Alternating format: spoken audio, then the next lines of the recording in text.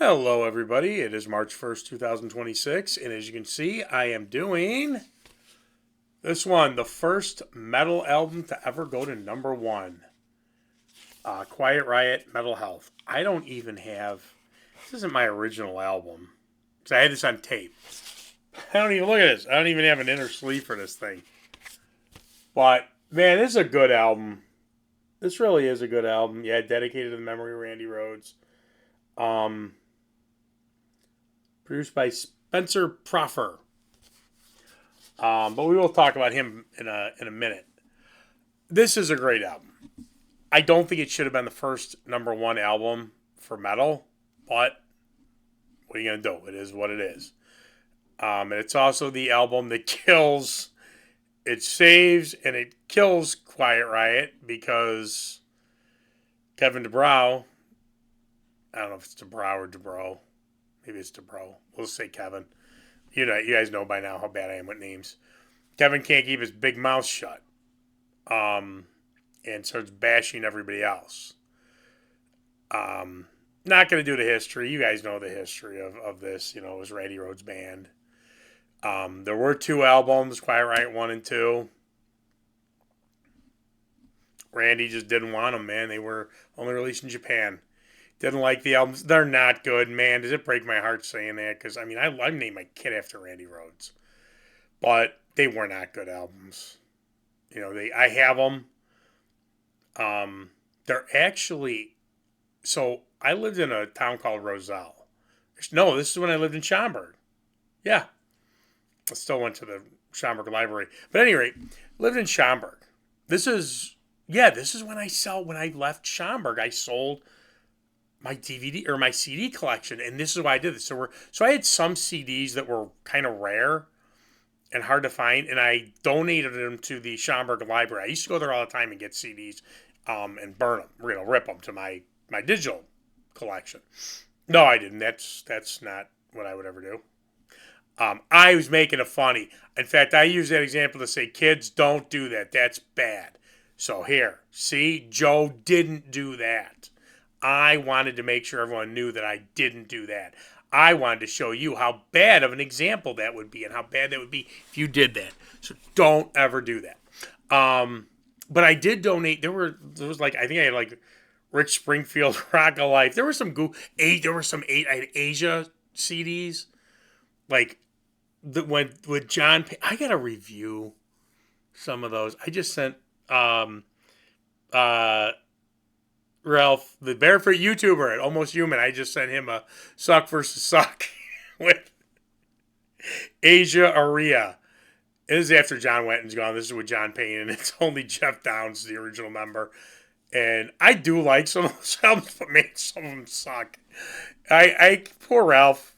If you're watching this and you haven't listened to that album yet, brother, I'm sorry. I like it. I like the album, but I'm nuts. What do you want me to tell you? He's, oh God, please don't rip your eardrums out. Listen to that one. But at any rate, I had some rare CDs, and what I had were Quiet Riot 1 and 2. Now I got them from like Greece or something goofy. I get a lot of music from Greece for some reason.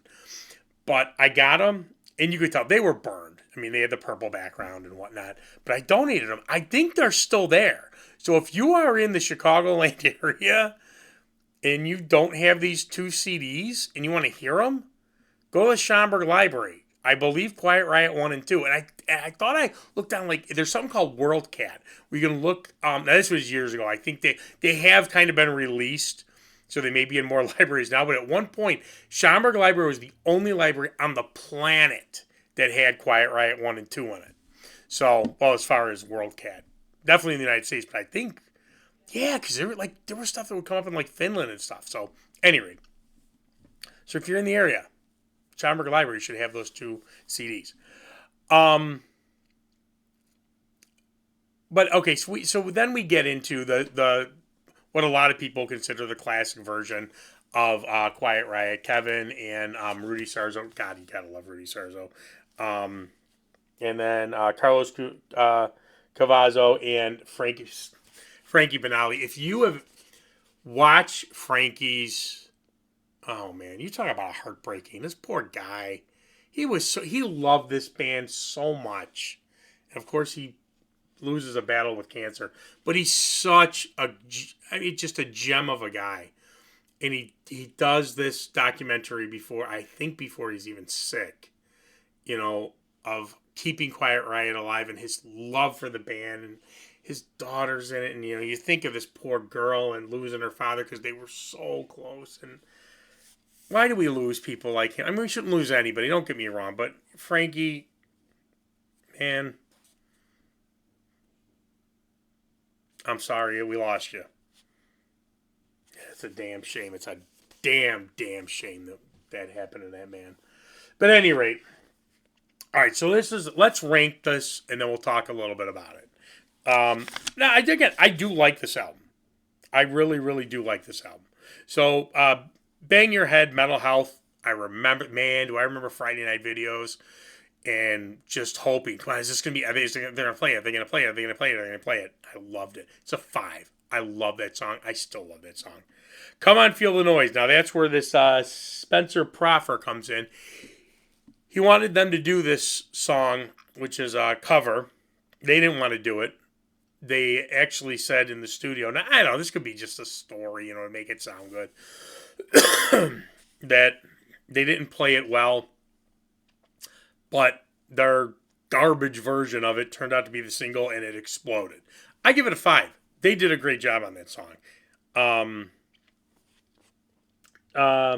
Want to Let You Go. Oh, yeah, this is like the ballady one. It's good. I like it. It is a 4. The next one is Okay. Now, this is where I got some point of contentions going on. Slick Black Cadillac. Now, if you look at Quiet Riot 2, Randy gets a writing credit on that. You look at this, it's just Kevin. I've heard both versions. Yes, they're different. I don't know why Randy's name was taken off this. Because I'm going to tell you something right now. Randy Rhoads co-wrote Slick Black Cadillac.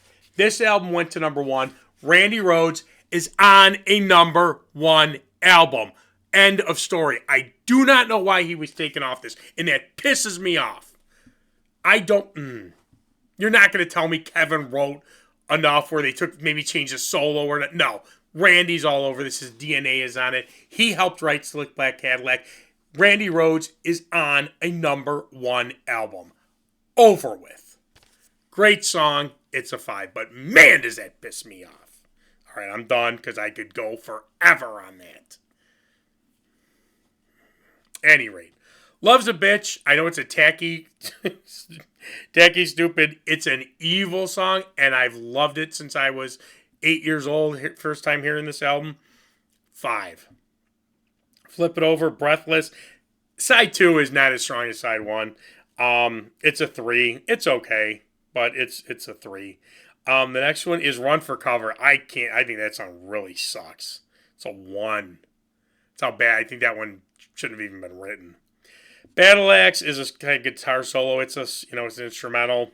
It's all right. It's a 2. Let's Get Crazy.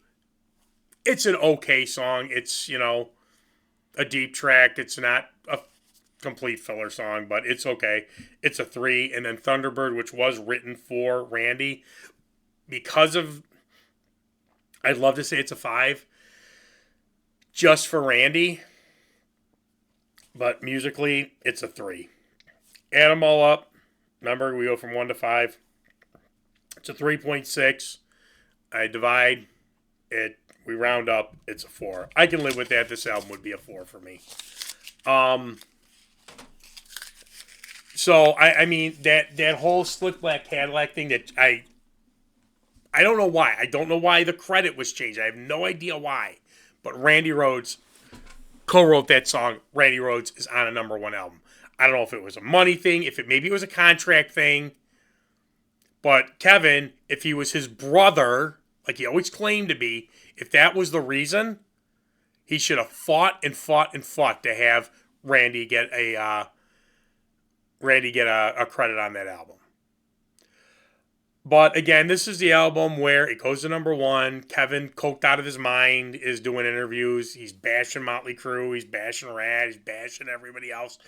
Man, could you imagine? And it kills him. They do Condition Critical and they do Mama We're All Crazy Now, which does good, does well. And I think Condition Critical still sells 1 million copies. I think. Let's see. Let's pull up the old Wikipedia. All right, wait, I'm on whatchamacallit. All right, this one sells 6 million. God, and I don't think Kevin had that much money when he died. I could be wrong. He may have gotten screwed out of money. So Condition Critical still sells 1 million copies. And again, that's what, 85? When does this come out? 84. Yeah, because that came out in 83. Still big. Quiet Riot 3, what does this do? Oh, it doesn't even sell 500,000. That sucks. Although The Wild and the Young is a great song. Kevin